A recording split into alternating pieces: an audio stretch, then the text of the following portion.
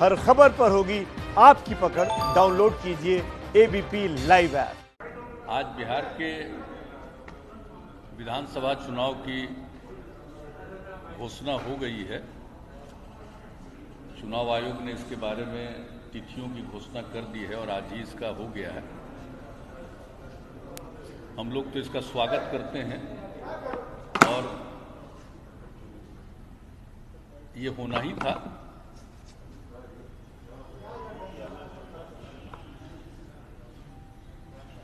पिछले वर्ष भी जो चुनाव जिस दिन ऐलान किया गया था उससे लगभग 15 दिन का फर्क, और जबकि ये कोरोना वायरस के चलते एक ये भी चर्चा चल रही थी, कुछ लोगों की मांग भी हो रही थी, लेकिन हम लोगों को लगा था कि आखिरकार 5 साल की अवधि है, ये पूरा हो जाएगा तो चुनाव तो समय पर होना चाहिए। लेकिन ये सब कुछ चुनाव आयोग पर निर्भर करता था। चुनाव आयोग ने पूरी तैयारी कर ली, बूथ की संख्या बढ़ा दी, एक बूथ पर 1000 से ज़्यादा वोटर नहीं होंगे और इस प्रकार से अनेक नए बूथ के बारे में तय कर दिया।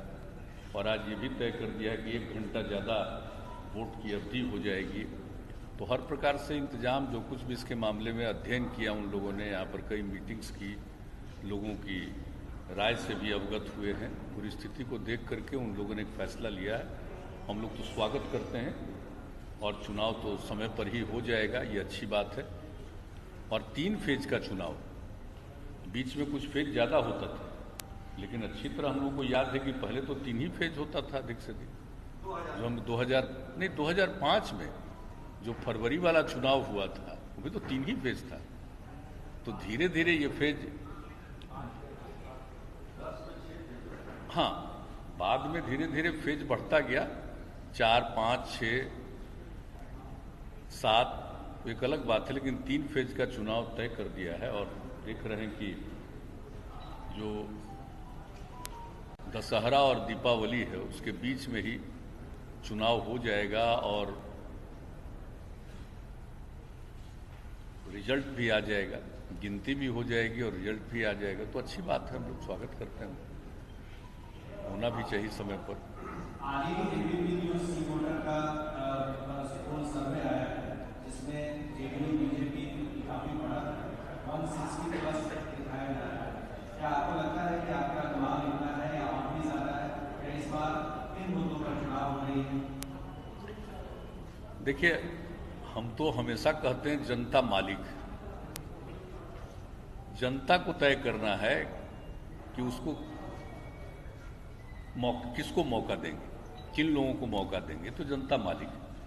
लेकिन अब तक जो हम लोगों ने देखा है, जनता की जो इच्छा है, जो रिस्पांस है, जो 2005 से हम लोगों को मौका दिया है और हम लोगों ने जो काम किया है, तो उसके बाद तो आप देख रहे हैं कि हर बार चाहे किसी भी प्रकार का ओपिनियन या बहुत लोगों की राय आती रही है, लेकिन अंतोगत्वा तो जनता को भरोसा है और अब तक काम किया है। जनता फिर भरोसा देगी तो काम करते रहेंगे और आगे भी जो काम करने के बारे में हम सोच रहे हैं, अगर आप लोग चाहिएगा तो भी हम बताएंगे, लेकिन वो संक्षेप में बताएंगे, फिर उसका तो डिटेल जानकारी देंगे। एक तो आप लोग जान रहे हैं कि हम लोगों ने जो कुछ भी पहले कहा,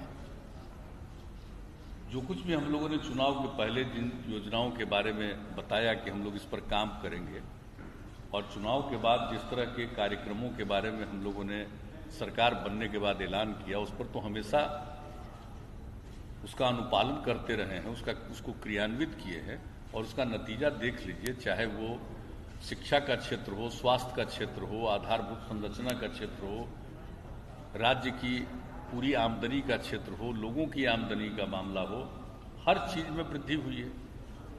और जो इस कार्यकाल में जिसका समय अब समाप्त हो रहा है और नया चुनाव होने वाला है, तो इस बीच में जो कुछ भी हम लोगों ने कहा था, हमने 7 निश्चय के माध्यम से जो निर्णय लिया और एक एक चीज का हम लोगों ने ऐलान कर दिया है कि 7 निश्चय का जो हम लोगों ने किया, किस तरह से इसको हम लोगों ने क्रियान्वित किया है। और उसके बाद जो कुछ भी है और जो काम है, बहुत सारे काम हो गए, काम प्रारंभ हो गए, बहुत सारा काम पूरा हो गया। प्रोसेस में पूरा हुआ। जैसे हम लोग इंस्टीट्यूशन बनवा रहे हैं, हर जिले में इंजीनियरिंग कॉलेज, पॉलिटेक्निक संस्थान, जीएनएम संस्थान, पैरामेडिकल संस्थान, ये सब बनवा रहे हैं। और महिला आईटीआई, हर अनुमंडल में आईटीआई, तो इस तरह से, और एएनएम संस्थान, ये सब काम कर रहे हैं। तो बड़े पैमाने पर सब काम शुरू हो गया। और बिल्डिंग का भी कंस्ट्रक्शन बहुत जगह हो चुका है, अनेक जगहों पर हो रहा है। कई बार आदमी कुछ भी चाहता है, कुछ जगहों पर तो मान लीजिए जगह मिलने में विलंब होता है, लेकिन अब तो वो समस्या नहीं, सब जगह हो रहा है। नए मेडिकल कॉलेजेस का निर्माण, तो इन सब चीजों पर जो काम हुआ है, सारे संस्थानों का निर्माण, और फिर युवाओं को जो हम लोग प्रशिक्षण दे रहे थे आगे पढ़ने के लिए, ग्रेजुएशन से वो आगे पढ़ें, उच्च शिक्षा को प्राप्त करें, इसके लिए हम लोगों ने जो कुछ भी काम शुरू किया, ये सब आप देख रहे हैं कि कितना अधिक संख्या में लोग इसका लाभ ले रहे हैं। 7 निश्चय में कोई भी चीज पेंडिंग नहीं है, हम लोगों ने सब पर क्रियान्वयन कर दिया। और आप समझ लीजिए कि अब जैसे 4 चीजों को ले लीजिए, अभी तो हम बता रहे थे यूथ वाला 2 इंस्टीट्यूशंस का हो गया, और उसके बाद जो कुछ भी हम लोगों ने किया कुशल युवा कार्यक्रम का, या स्वयं सहायता भत्ता योजना का, स्टूडेंट क्रेडिट कार्ड करके जो हम लोगों ने उच्च शिक्षा के लिए 4 लाख रुपए तक की मदद, ये सब किया, अच्छी खासी संख्या में लिया। और जो कुशल युवा कार्यक्रम किया, 10 लाख से ज्यादा युवाओं ने प्रशिक्षण लिया। और जो हमारी उस बार यही राय थी, आप लोगों को ध्यान में होगा, हमने शुरू से कहा कि कोई भी आदमी को काम चाहिए तो उसको काम के लिए तो ट्रेनिंग होना चाहिए। तो उसके लिए जो कुछ भी हम लोग उसको ट्रेनिंग का इंतजाम किए, बेहतर संवाद करो, हर तरह से बात हो, तो एक एक चीज पर जो भी काम किया, कंप्यूटर पर काम करना सिखाए, तो एक एक चीज उसका लाभ 10 लाख लोगों ने लिया। स्वयं सहायता भत्ता योजना का भी लाभ लोगों ने लिया। तो जो कुछ भी हो, और जो हम लोग स्टूडेंट क्रेडिट कार्ड योजना चलाए उसका भी लिया। तो ये सब तो स्टूडेंट वाला हम बता रहे हैं। इस वक्त महिलाओं को 35% का जो आरक्षण था हर क्षेत्र में सरकारी सेवाओं में, अब कितनी महिलाओं का नियोजन होने लगा। पुलिस वाले में अगर देख लीजिए तो जितना पुलिस में अब महिलाएं बिहार में आ रही हैं, उतना शायद ही किसी राज्य में। तो हर तरह से काम किया। और इसके बाद जो बाकी 4 और 7 निश्चय के अंतर्गत था, हर घर नल का जल, हर घर तक बिजली पहुंचाना, हर इच्छुक परिवार तक, हर घर तक पक्की गली और नाली का निर्माण, और शौचालय का निर्माण। देखिए काम बहुत तेजी से, और आपको मालूम है कि हमने इसके बारे में विस्तृत रूप से फिगर दिया है। और आप लोग चाहिएगा तो हम उसको फिगर को, जो अब हम है, रिलीज भी कर देंगे अपनी तरफ से। आज जो हम बात कर रहे हैं सारे फिगर्स, और जान लीजिए कि अक्टूबर तक वो जो कुछ भी हमने घोषणा की वो हो ही जाएगा। और जहां तक शौचालय वाली बात है, वो लगभग पूरा हो गया है। और बापू जयंती के अवसर पर 2 अक्टूबर से वो समझ लीजिए कि उसका पूरे तौर पर वो काम पूरा हो जाएगा। सामुदायिक भी हम लोगों ने बनवाया है, जिसको अपने घर में, घर ऐसा है नहीं बचे गरीब लोगों को, तो सामुदायिक भी बना दिया हम लोगों ने। और बना करके एक एक चाबी उसको दे दिया कि उसको आप देखिए। शहरों में भी किया, तो अभी हाल ही में आपने देखा कि कितना उसका हम लोगों के द्वारा उद्घाटन हो गया। तो एक एक चीज का काम, और आप समझ लीजिए कि ये सब काम किया है। और इस प्रकार से और भी कई योजनाएं जो हम लोगों ने चलाई 18 में, इसके अलावे भी 7 निश्चय के अलावे जो बहुत सारा काम हम लोगों ने शुरू करवाया, वो भी बहुत तेजी से काम हुआ। इसलिए जो कुछ भी काम, और पहले का भी काम, अब सड़क वाले में देख लीजिए कि सड़क वाले में पहले हम लोगों का था राजधानी पटना, सुदूर इलाके से चलकर 6 घंटा से ज्यादा समय नहीं लगे। और उसके बाद हम लोगों ने लक्ष्य रख दिया 5 घंटा का समय रखे। अब उस पर जितना तेजी से काम हो रहा है, सड़कों का चौड़ीकरण, बाईपास, फ्लाईओवर, कितना तरह का चीज हम लोगों ने उसको, एलिवेटेड रोड, ये सब कुछ करवाया है। और उस पर कितनी योजनाओं को हम लोगों ने स्वीकृत किया, एक एक क्षेत्र में काम हुआ। तो इसलिए देखिए, हमने जो कुछ भी शुरू से वादा किया और जिस बात की घोषणा की, उसका एक एक काम हम लोगों ने किया।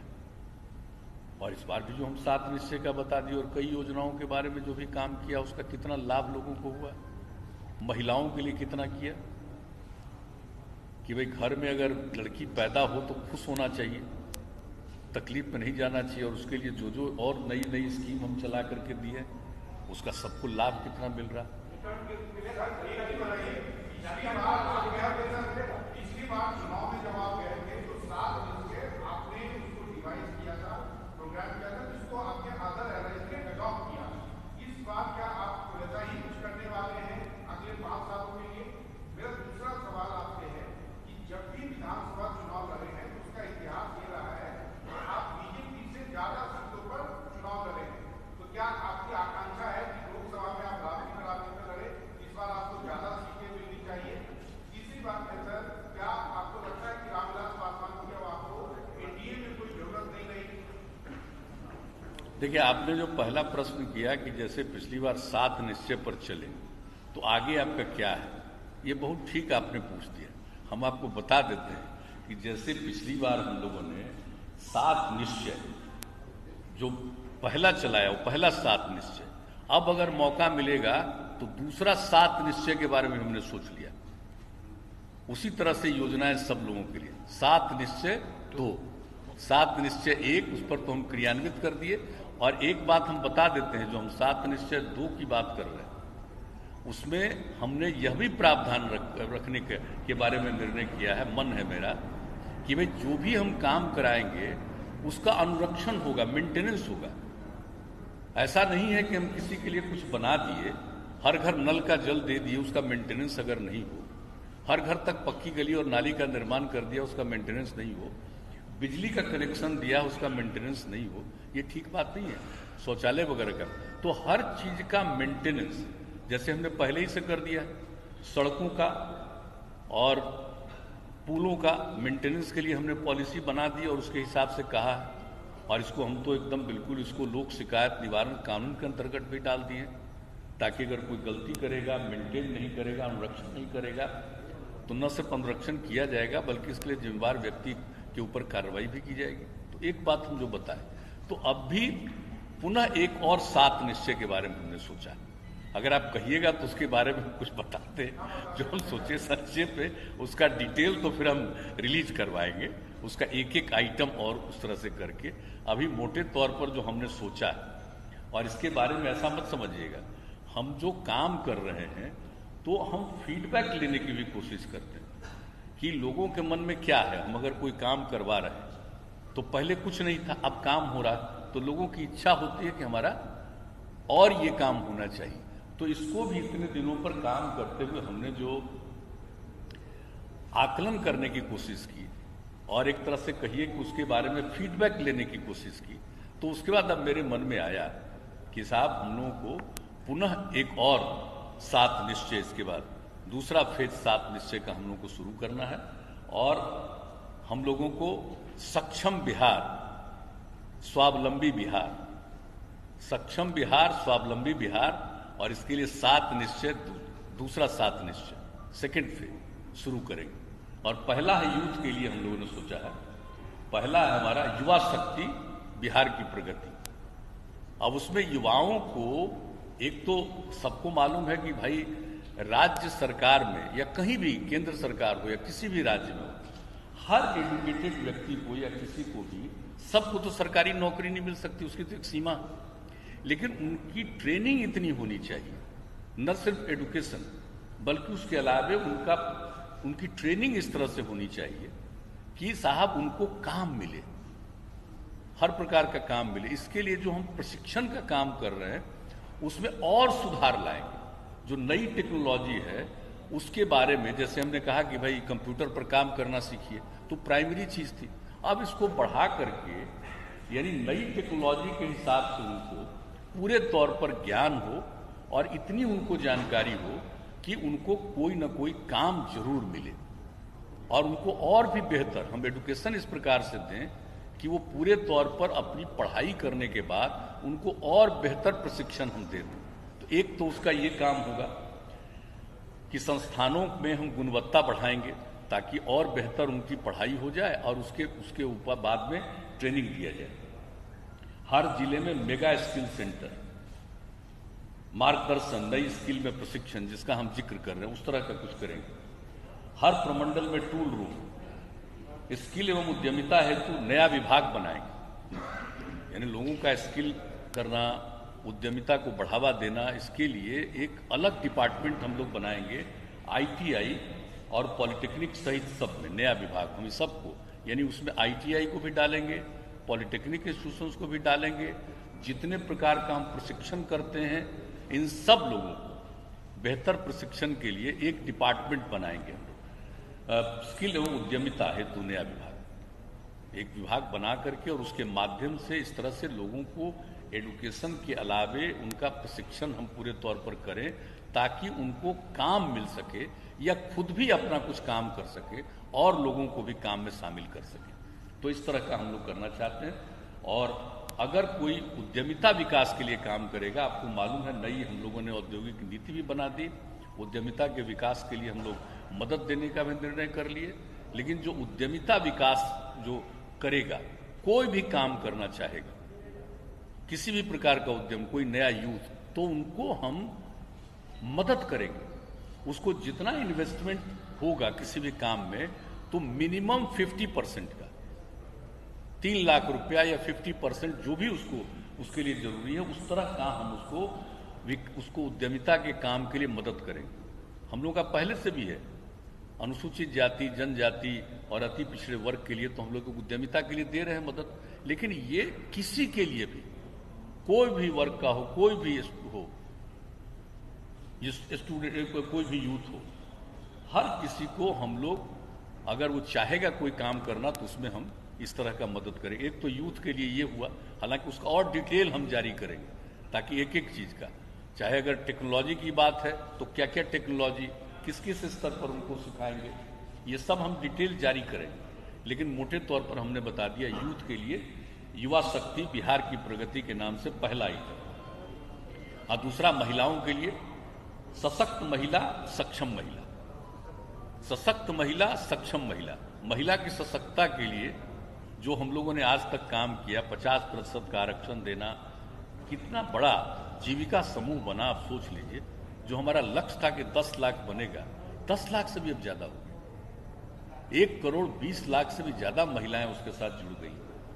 तो ये सब काम तो हम लोग कर ही रहे हैं महिलाओं के लिए, लेकिन इसके अलावे भी महिला उद्यमिता हेतु विशेष हम लोग सहायता देंगे। यानी जिस तरह से हमने अनुसूचित जाति, अनुसूचित जनजाति, अति पिछड़े वर्ग के लिए जो किया था कि 10 लाख रुपए तक की मदद, 5 लाख रुपए का ग्रांट देंगे उनको, और 5 लाख रुपया उनको ऋण देंगे, और किसी प्रकार का उसमें टैक्स नहीं लगेगा।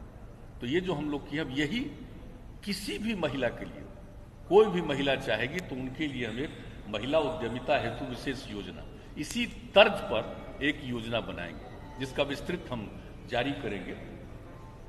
उच्चतर शिक्षा हेतु प्रेरित करने के लिए, अब आप जानते हैं भी हमने महिलाओं के लिए किया है, ताकि भाई महिला हो, लड़की पैदा हो तो लोग खुश हों। तो हमने क्या किया था कि भाई इंटर पास करेगी, 12वीं कक्षा पास करेगी, अविवाहित है, क्योंकि तो आप जानते हैं हम लोग इसको देखते हैं कि किसी को विवाह कम उम्र में नहीं हो, तो उस सब के लिए काम करते हैं। तो अगर कोई 12वीं कक्षा पास करेगी तो उस समय उसकी उम्र 18 साल नहीं होती।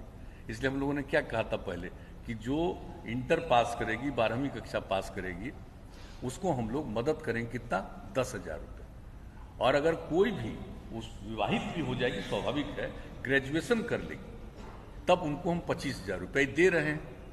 अब हमने अब अगली बार अब के लिए तय कर दिया है कि भाई कोई भी लड़की इंटर कर लेगी तो उसको 25,000 रुपया देंगे आगे के लिए, और अगर ग्रेजुएशन कर लेगी तो 50,000 रुपया देंगे हर महिला के लिए, हर लड़की के लिए। तो ये भी हम लोगों का है, सक्षम महिला के लिए, सशक्त महिला, सक्षम महिला।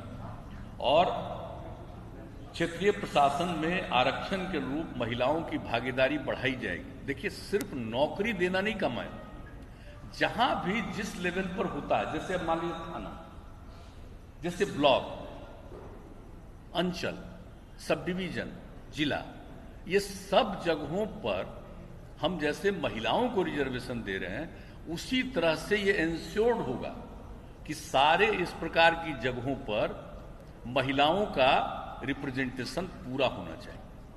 तो ये हमारे अगले 7 निश्चय का द्वितीय 7 निश्चय का ये हमारा है, महिलाओं के लिए इतना करने का। और उसके बाद आप जानते हैं, हम तो पहले ही से कह चुके हैं, एक और हर खेत में सिंचाई के लिए पानी पहुंचाएंगे। ये हम पहले से बोल रहे हैं, आप जान रहे हैं, इस साल के हम शुरू से बोल रहे हैं, उस समय कोरोना वगैरह नहीं आया था, तब से ही हम बता रहे हैं कि हर खेत में सिंचाई के लिए पानी पहुंचाएंगे। ये एक हमारा निश्चय है। ये तीसरा हो गया। चौथा, स्वच्छ गांव समृद्ध गांव। अब हर घर तक बिजली तो पहुंचा दी, अब हर गांव में, हर अनुमंडल, ये गांव ही नहीं कहिए, हर गांव में पूरे तौर पर, सिर्फ पंचायत की बात नहीं करें, हर गांव में, चाहे गांव हो मोहल्ला हो, एकदम बिल्कुल हम लोग सोलर स्ट्रीट लाइट लगवाएंगे। हर गांव में सोलर स्ट्रीट लाइट, ये हमारा अगला है निश्चय, गांव को विकसित करने का। स्वच्छ गांव समृद्ध गांव। और ठोस एवं तरल अपशिष्ट प्रबंधन, इसका ट्रायल करवा करके देखें, कंप्लीट एकदम ठोस और तरल अपशिष्ट प्रबंधन का हर गांव का इंतजाम, मैंने कोई भी गंदी चीज नहीं रहेगी। और हमने तो प्रयोग देखा है ने, एकदम बिल्कुल सब चीज को अगर ठीक किया जाता है तो उसका उपयोग 85% होता है। जिसको वेस्टेज मान करके लोग फेंकता है, 85% उसका इस्तेमाल होता है और बेहतर ढंग से होता है। और सब चीज का किस प्रकार से हम उसको अच्छा बेहतर ट्रीटमेंट करके किस तरह से कोई काम कर सकते हैं, तो ये प्रयोग करके देखा गया। तो अब लोग अगली बार करेंगे ठोस एवं तरल अपशिष्ट प्रबंधन। और जैसा हमने कहा था कि पूर्व का जो 7 निश्चय योजना के अंतर्गत जो भी हम काम किए, उसका अनुरक्षण, मेंटेनेंस, ये हर हालत में उसका मेंटेनेंस होगा। ये नहीं है कि किसी चीज को दे दिया और वो चीज आगे उसके लिए खराब हो गया, ये नहीं हो सकता। उसको मेंटेन करके चलाना है हर तरह से, जिसका हम जिक्र कर दिए। और पशु एवं मत्स्य संसाधनों का विकास, लोग गांव में रखते हैं, पशु एवं मत्स्य संसाधनों का भी विकास करने के लिए उनको जो मदद कर सकते हैं वो करेंगे पूरे तौर पर। उसका स्वच्छ शहर विकसित शहर, शहरों के लिए, गांव के लिए तो हम बता दिए, शहर के लिए भी यही जो है ठोस एवं तरल अपशिष्ट प्रबंधन, यानी कोई गांव का ये चीज कचरा ऐसे ही नहीं रहे। वृद्ध जनों हेतु आश्रय स्थल, लोग होते हैं बुजुर्ग लोग, उनके रहने की जगह नहीं, परिवार में उनको दिक्कत होती है, बाहर रहना चाहते हैं, तो हर जगह हम लोग बनवाएंगे, हर शहर में हम लोग आश्रय स्थल, वृद्ध जनों के लिए आश्रय स्थल का निर्माण कराएंगे, ताकि हमारे जो भी वृद्ध जन जिनको किसी प्रकार की कठिनाई है, परिवार में उनको कोई देखने वाला नहीं है, तो वैसे लोगों के लिए आश्रय स्थल बनाएंगे वृद्ध जनों के लिए। और शहरी गरीबों हेतु बहुमंजिला आवासन का निर्माण। अब शहर में देखते हैं कहां कहां सब ऐसे ही बसा रहता है, सब के लिए बहुमंजिला आवास का निर्माण कराएंगे, चाहे किसी भी शहर में। सिर्फ हम पटना की बात नहीं कर रहे, नगर निगम की बात नहीं कर रहे, नगर परिषद हो, नगर पंचायत हो, जितने भी शहर कहीं से भी आकर के वहां पर रह रहा है, उसको रहने की जगह नहीं है, तो हम लोग मल्टी स्टोरीड बिल्डिंग बना करके सबको एकोमोडेट कराएंगे और सबको रखेंगे। यह हमारा एक है।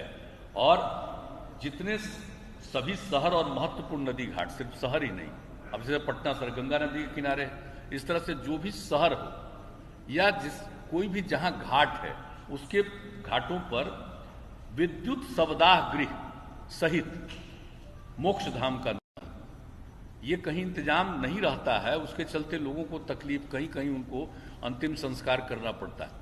और देखिए जो बिजली वाला इंतजाम जहां किया गया है, इससे लोगों को सहूलियत हो रही है। इसलिए हर जगह विद्युत शवदाह गृह सहित मोक्ष धाम का निर्माण कराया जाएगा। ये स्वच्छ शहर विकसित शहर। छठा, सुलभ संपर्कता। अब एक बात हम पहले ही कह चुके हैं कि गांव को, तो हर गांव को पक्की सड़क से जोड़ने का लगभग काम पूरा हो गया, हो रहा है, हो जाएगा।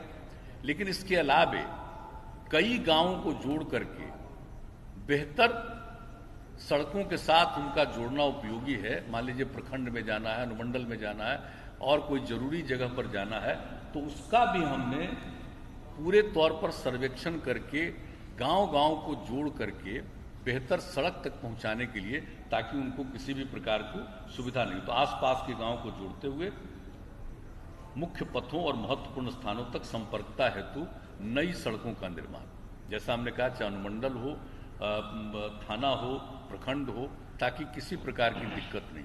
अब गांव तो जुड़ गया, कहीं भी जा सकते हैं, लेकिन अब इसको देखा जाएगा कि भाई गांव को तो जोड़ दिया, अब इस तरह का पूरे इलाके में देखा जाएगा कि भाई और कई गांवों को, अगल बगल के गांवों को जोड़ते हुए हम किसी मेन और सड़क है वहां पर पहुंचा दें, ज्यादा जल्दी वो पहुंच सकता है। तो ये काम अब अगले निश्चय में करेंगे, इसका ऐलान हमने पहले किया। और दूसरा चीज, जितना भी शहरी इलाका या मुख्य सड़कें जहां से भी गुजर रही, वहां पर आबादी का घनत्व है, तो उसमें आने जाने के लिए कितना भी सड़क बनवाइए दिक्कत होती है। तो उन सब जगहों पर बाईपास सड़क का निर्माण हम लोग करवाएंगे और जहां जरूरत होगा फ्लाईओवर का निर्माण कराएंगे। यहां देख रहे हैं पटना में कितना फ्लाईओवर का निर्माण करा है और कई जगहों पर कर रहे हैं। तो उसी तरह से हम लोग करेंगे, अपनी तरफ से जितनी सड़कें उसका करेंगे। और मान लीजिए कोई NHAI का, NH का है, तो उन लोगों को हम लोग रिकमेंड करेंगे कि यहां पर करिए, लेकिन अपनी तरफ से जितना भी है उस सब का बाईपास हम लोग करवाएंगे। तो इसलिए समझ लीजिए सुलभ संपर्कता, इसका नामकरण हमने किया सुलभ संपर्कता। चाहे गांव में हो, शहर में, किसी भी सड़क से जा रहे हैं, किसी तरह की कठिनाई नहीं। एक तो ये हो गया छठा। और सातवां, सबके लिए अतिरिक्त स्वास्थ्य सुविधा, चाहे पशु हो या मनुष्य हो, सबके लिए स्वास्थ्य सुविधा। जो हमने थोड़ा देखा, तो ये देखा है कि गांव वगैरह में जो हमारा हेल्थ सब सेंटर है वो ठीक से फंक्शनल नहीं था। और दूसरी तरफ देखते थे कि गांव में लोग पशुपालन करते हैं, रखते हैं, उनका जानवर अगर बीमार हो गया तो उसका कोई ट्रीटमेंट ठीक ढंग से नहीं होता है। तो इसलिए हमने तय कर दिया है कि बेहतर स्वास्थ्य सुविधा, यानी चाहे पशु हो या मनुष्य हो, उसके लिए एक आइटम यह भी होगा। और गांव में जो नई टेक्नोलॉजी आ गई है उसके माध्यम से लोग तुरंत खबर कर सकते हैं और वहां से आएगा। और एक एक तरह का, उसका हम और डिटेल देंगे कि एक एक तरह की सुविधा लोगों को हो जाए। और गांव में भी रहने वाले लोग हैं उनको भी प्राइमरी तौर पर, प्राथमिक तौर पर जो ट्रीटमेंट हो सकता है, चाहे मनुष्य और पशुओं के लिए। तो ये भी हमने देखा है कि इतना काम कर रहे हैं, तो कई जगहों पर से ये बात आई कि जो पशुपालन करते हैं उनका अगर पशु अगर बीमार हो, चाहे कोई भी पशु हो, तो उनको दिक्कत होती। तो इसलिए अब हमने एक 7 निश्चय में, 7वां निश्चय हमारे दूसरे 7 निश्चय का 7वां पॉइंट है, सबके लिए अतिरिक्त स्वास्थ्य, यानी मनुष्य हो या पशु, सबके लिए अतिरिक्त स्वास्थ्य होता है। तो 7 निश्चय का दूसरा हिस्सा अब हम फिर अगर जनता मौका देगी तो हम ये करेंगे और पूरे तौर पर उसको मेंटेन करेंगे। हाँ आप जो कहिएगा हम वही करेंगे। अभी देखिए कोई बात नहीं हुई, आपस में अभी बात नहीं हुई है, अब डिक्लेयर हो गया है, स्वाभाविक है बातचीत होगी, हमको नहीं लगता है। और जो बात बोले, हम लोगों को बिल्कुल माननीय रामविलास पासवान जी के प्रति हम लोगों की जो शुरू से एक अच्छा संबंध रहा है, कौन क्या बोलता है भाई उस पर नहीं जाते, इसलिए इन सब चीजों को देखना है, बीजेपी को भी देखना है। ये जो 14 के बाद से 14 से जो उनके और एलाइज हैं उनको भी देखें और सब चीज को देखें, हम लोगों को उस पर कुछ नहीं है। और निश्चित रूप से अब आ गया है, ऐलान हो गया है, इसलिए अब बहुत ही कम समय में ही, अब ज्यादा समय तो है नहीं, इसके बारे में तय करना पड़ेगा। चुनाव आयोग को तो तैयारी करना उनका कर्तव्य है, नहीं तो होना ही है। देखिए नहीं तो है ही, हम लोगों की तरफ से तो किसी प्रकार का कोई है नहीं, जो भी होगा बातचीत, हमको लगता है वो लोग अपना उन लोगों के साथ बातचीत कर रहे होंगे और बातचीत का अंतिम रूप कर।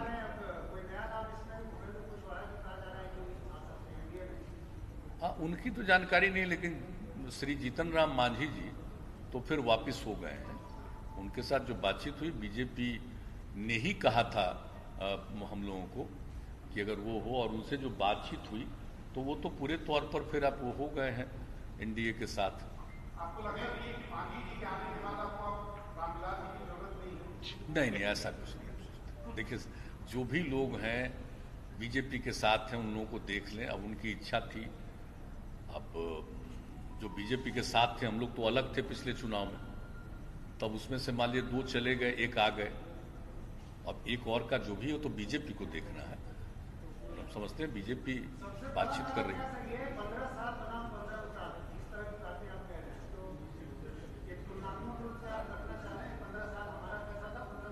जी हाँ, बिल्कुल, हम तो प्रारंभ से ही कह रहे हैं। और हम लोगों ने हमने तो 7 तारीख को जो मेरा पॉलिटिकल था यहीं से हम किए थे, तो हमने तो इस बात को कह दिया कि भाई 15 साल का काम देख लीजिए और नई पीढ़ी तक, यूथ तक एक एक चीज को बता दीजिए, क्योंकि जो कम उम्र का आदमी है उस बेचारे ने देखा नहीं है बुरा हाल, वो कहाँ महसूस किया है अंधेरा को, या सड़क की क्या हालत थी, या शाम होने के पहले ही कोई घर से बाहर नहीं निकल सकता था लॉ एंड ऑर्डर का या किसी चीज का। या कुछ लोग आजकल रोजगार की बात करते हैं, हंसी वाली बात है, क्या रोजगार दिए थे किसी को? अभी तो हमने फिगर जारी किया है, उसी समय 7 तारीख को हमने बता दिया था, बल्कि उससे ज्यादा ही रोजगार मिला। तो और दूसरी बात, हमने तो अपने निश्चय में आपको बता दिया, अगले निश्चय में भी, कि किस तरह से हम ज्यादा से ज्यादा और लोगों को अपना काम कर सके, उनको काम करने के लिए भी सहायता और उनकी ट्रेनिंग, ये सब करें।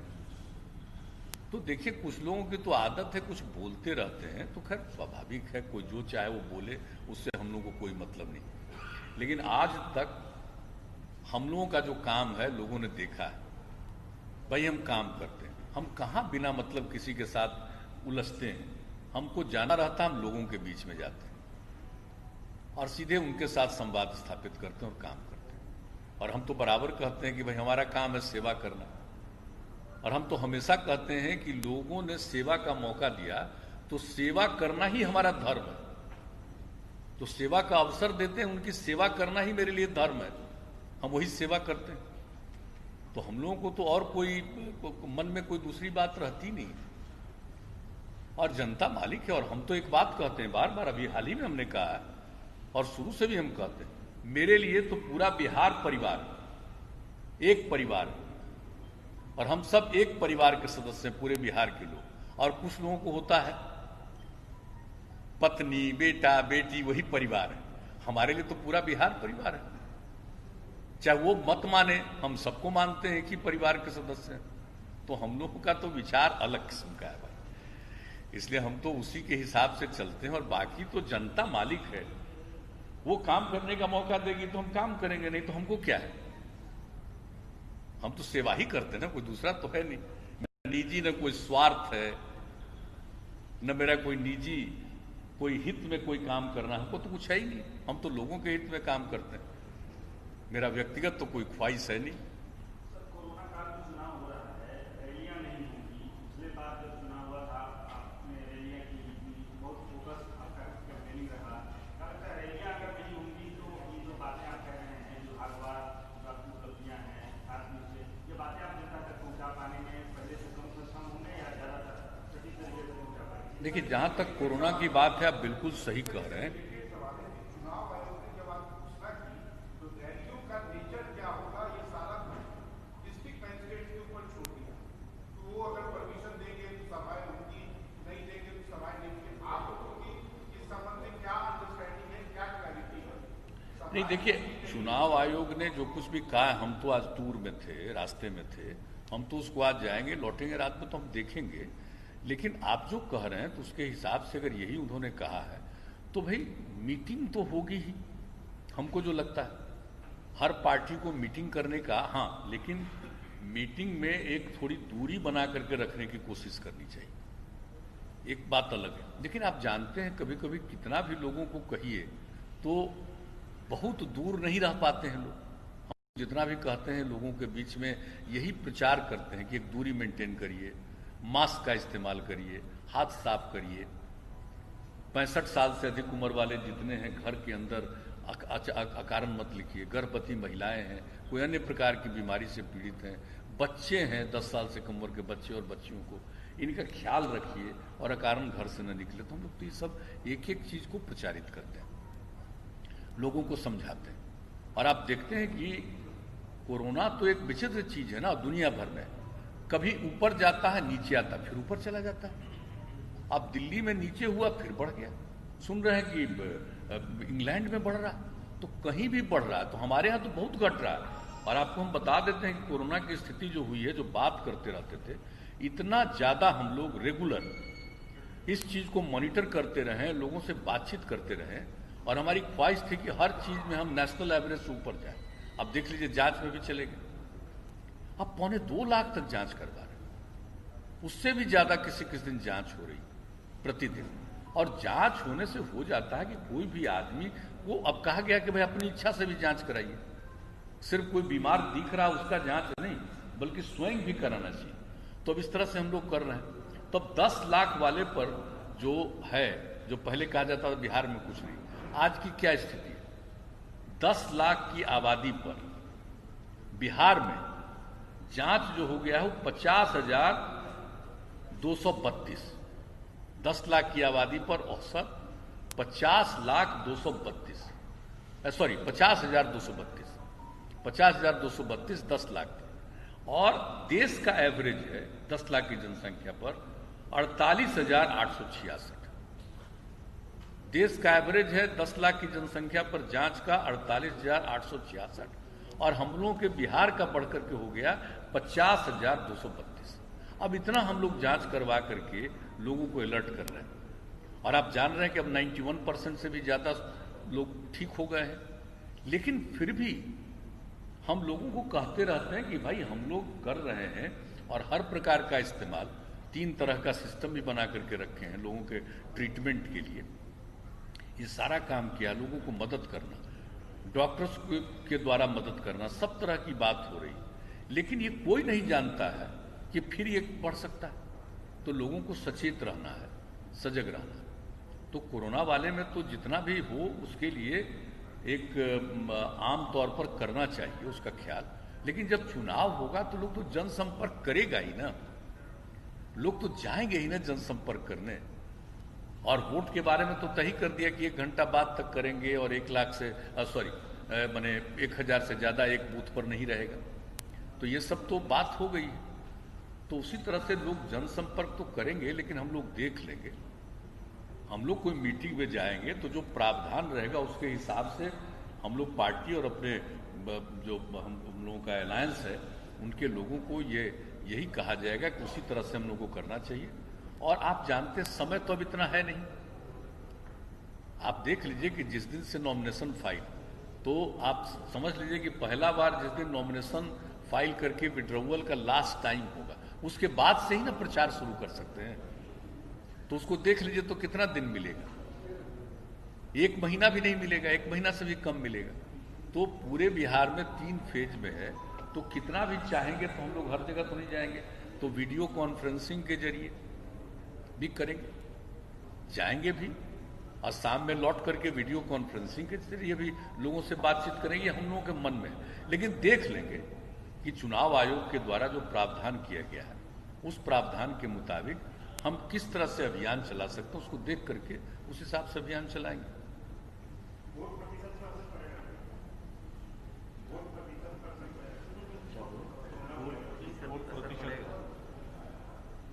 देखिए, हमको लगता नहीं है कि उतना ज्यादा कोई वोट प्रतिशत पर असर पड़ेगा, क्योंकि एक ऐसी चीज है ना कि चुनाव का जब कैंपेन शुरू हो जाएगा और इसकी बात शुरू होगा तो लोग जाएंगे। क्योंकि हम जो देखते हैं, कहीं भी जाते हैं तो लोग, कितने लोग दिख जाते हैं, तो ऐसा नहीं है कि लोग कन्फाइंड रहेगा, हमको नहीं लगता। हमको लगता है कि जरूर लोग वोट देंगे और ठीक ही रहेगा वोट का प्रतिशत भी। मेरी अपनी समझ जो है, लोगों को जितना हम आज तक समझते हैं और जिस तरह से जो भी हमारा अपना अनुभव है, हालांकि ये तो एक बिल्कुल विचित्र चीज है, ऐसा तो दुनिया में कभी था ही नहीं, इस तरह की कोई बीमारी और ऐसा कोई चीज, तो एक तो पृथक स्थिति है। लेकिन फिर भी जो मुझको लगता है कि कैंपेन भी होगा और वोटर के रूप में लोग पार्टिसिपेट भी करेंगे।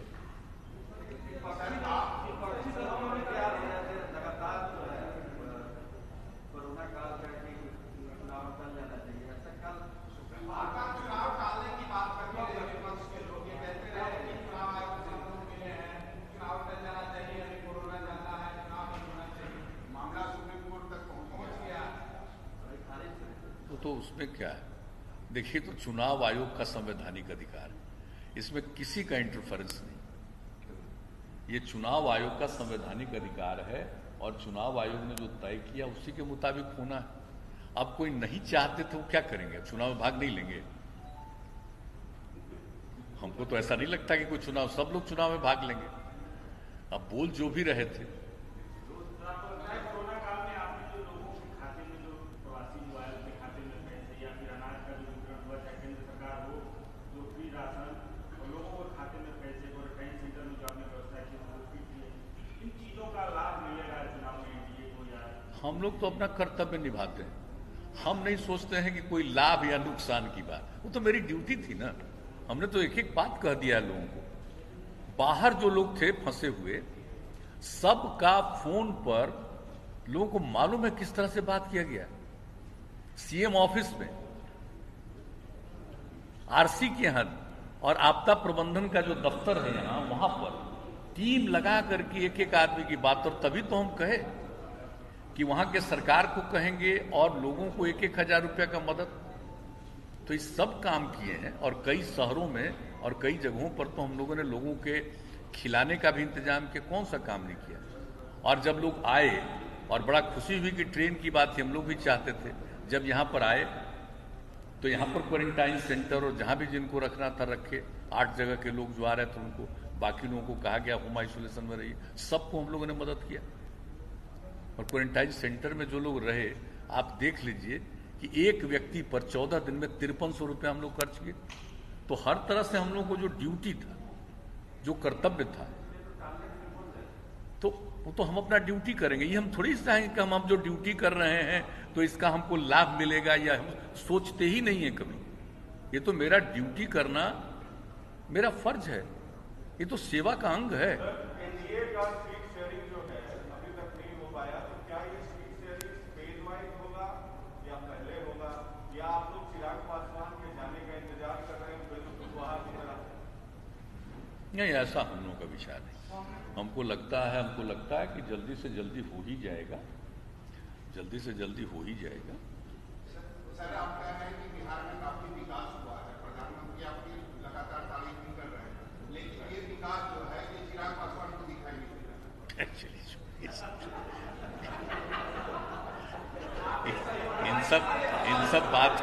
इन सब बातों को भूल जाइए।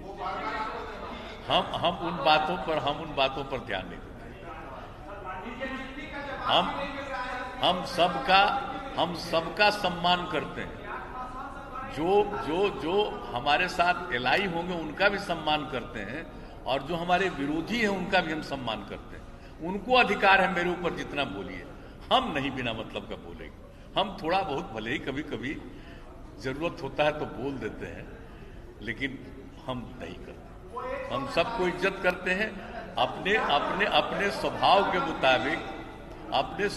के मुताबिक या अपनी आदत के मुताबिक, या कोई एडवाइस देता होगा तो उसके सलाह पर कुछ बोलना, कुछ कहना, कुछ ट्वीट करना, ये लोगों का अपना काम है, उससे हमारा कोई लेना देना नहीं।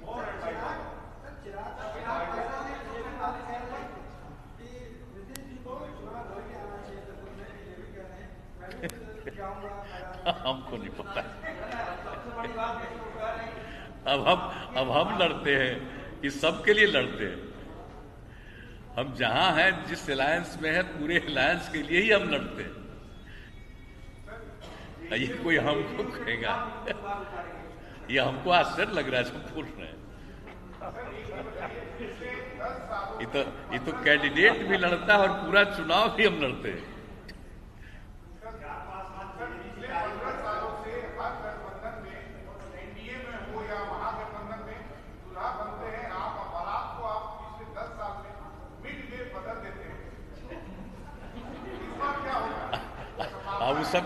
वो सबका तो उस समय बताए थे ना, अब ये छोड़िए। अगर जो एक्सप्लेन कर देते लोगों के सामने, तो नौबत कहाँ थी।